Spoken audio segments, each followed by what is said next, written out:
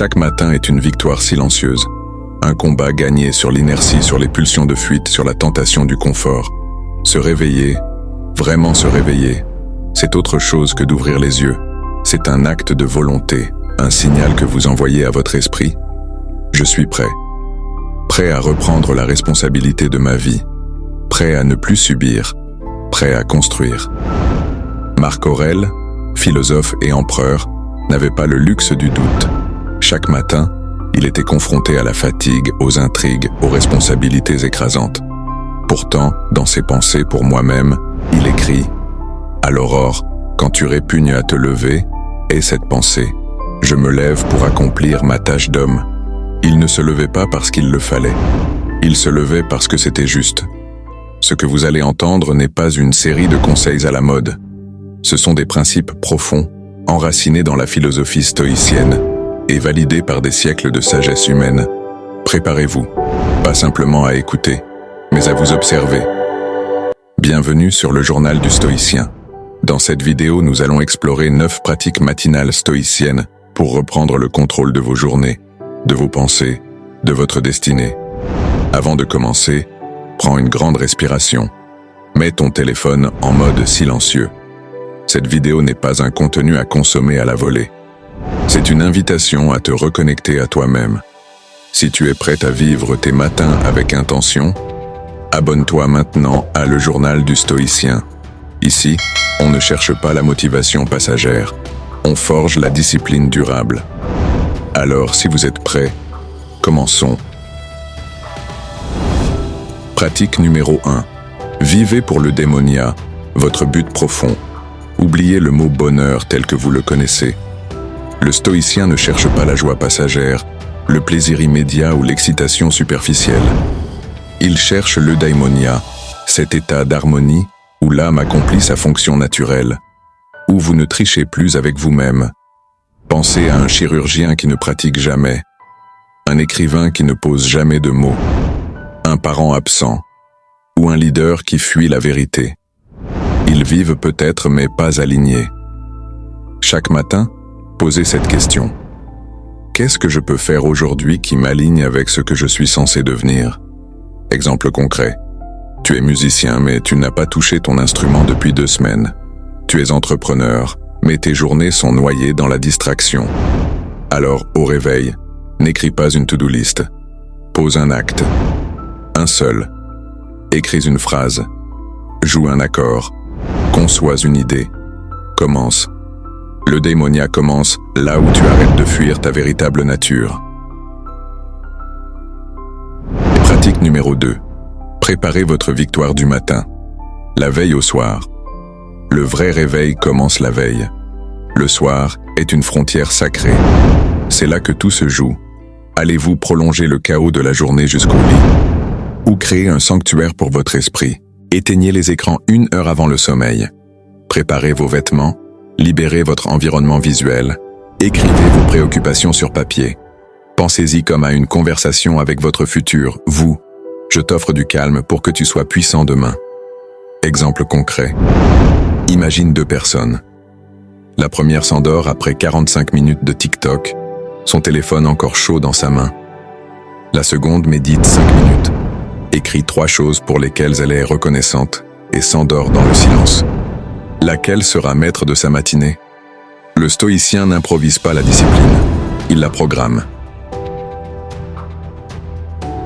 Pratique numéro 3. Évitez les distractions dès les premières minutes. La première heure après le réveil est sacrée.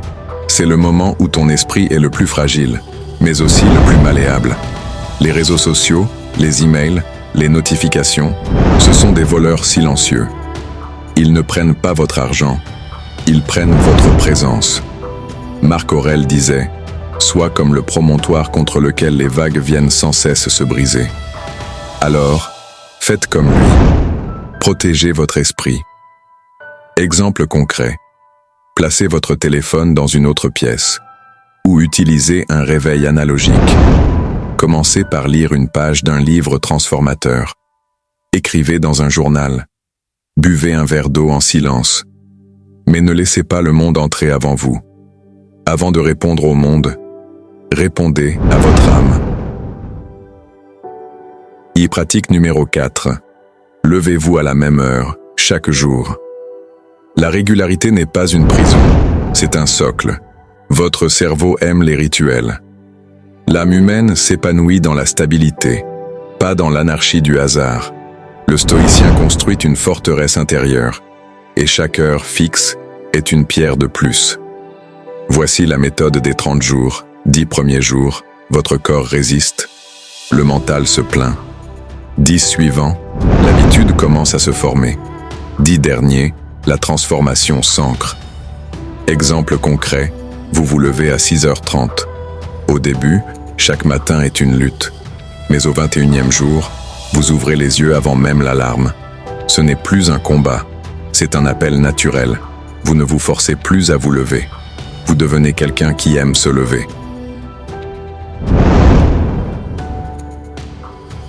Pratique numéro 5. Faites de la douleur un entraînement mental. La douleur matinale est inévitable. Sommeil incomplet, contrariété, fatigue. Mais le stoïcien ne la fuit pas. Il l'utilise. Chaque désagrément devient un poids que l'on soulève pour entraîner l'âme. Exemple concret. Un matin, vous avez mal au crâne. Plutôt que de gémir, vous dites intérieurement « Je suis vivant ». Mon corps réagit. Mon esprit, lui, reste solide. Ou encore, placez votre réveil loin du lit. Quand il sonne, vous êtes obligé de vous lever. Ce petit effort est déjà une victoire. Ces micro-sacrifices du matin créent une résilience qui vous suit toute la journée. Numéro 6. Ne cédez pas au snooze. Combattez l'appel de la facilité. Appuyer sur snooze, c'est un geste minuscule, mais hautement symbolique. C'est dire à votre cerveau « Je choisis la fuite ». Ma parole d'hier ne vaut rien aujourd'hui. Le stoïcien se défend de cette trahison subtile. Exemple concret. La veille, vous avez dit que vous vous lèveriez à 6h. À 6h, le réveil sonne. Vous avez 2 options. Appuyez sur snooze et confirmez à votre inconscient que vos engagements sont négociables. Vous levez et marquez votre esprit d'un acte de puissance. Chaque fois que vous vous levez à la première alarme, vous bâtissez une identité. Je suis quelqu'un de fiable, même pour moi-même. Pratique numéro 7. Pratiquez la respiration consciente avant de courir, avant de penser, avant d'agir. Respirez. La respiration est l'ancrage ultime. Le rappel que vous êtes vivant, ici, maintenant. Inspirez 5 secondes. Retenez 2. Expirez 5 secondes. Ce n'est pas une technique, c'est un rituel d'éveil spirituel. Exemple concret. Avant de parler à quelqu'un, prenez 3 cycles de respiration. Avant d'ouvrir vos emails, respirez profondément. Vous n'imaginez pas combien de décisions sont prises dans l'agitation. Le stoïcien ne réagit pas, il répond. Et la respiration est son bouclier. Pratique numéro 8. Affronter la réalité sans fuite. Le stoïcien regarde la réalité en face, même quand elle est laide. Les tâches difficiles, les conversations inconfortables, les vérités amères. Il les affronte dès le matin, quand son énergie est intacte. Exemple concret. Commencez la journée par la tâche que vous repoussez depuis 3 jours. Cette feuille d'impôt, ce mail désagréable, ce dossier important. Faites-le, pas pour le cocher, mais pour vous prouver que vous êtes plus grand que vos fuites. Chaque tâche surmontée est une pierre de plus dans la construction de votre dignité. Pratique numéro 9. Pardonnez-vous, mais reprenez immédiatement la voie. Il y aura des échecs, des réveils ratés, des matins perdus. Le stoïcien n'est pas un robot, il est un homme lucide. Et la lucidité inclut la compassion envers soi-même. Mais il ne s'autorise pas à s'enliser. Il revient, encore et encore, sur le chemin. Exemple concret. Un matin, vous dormez 2 heures de trop. Vous vous sentez coupable. Ne restez pas dans la culpabilité. Levez-vous, lavez-vous, regardez-vous dans le miroir et dites « Ce matin est nouveau, il n'appartient pas à mes erreurs. Il appartient à ma volonté. Chaque jour est une nouvelle invitation. Ne la déclinez pas.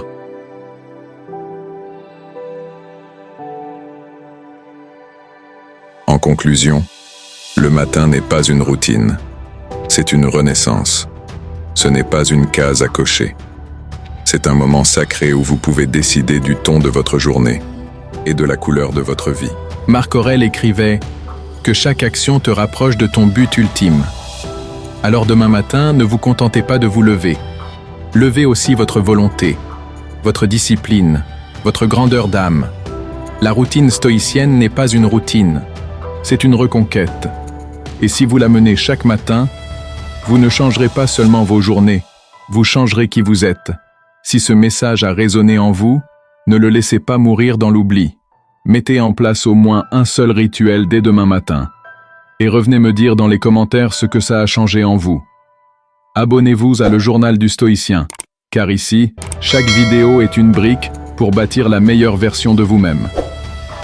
Ne manquez pas la prochaine vidéo, pour cela activez la cloche de notification et vous ferez partie des premières personnes à être informées dès la publication. En attendant, restez calme, restez fort, restez stoïcien. À très bientôt sur Le Journal du Stoïcien.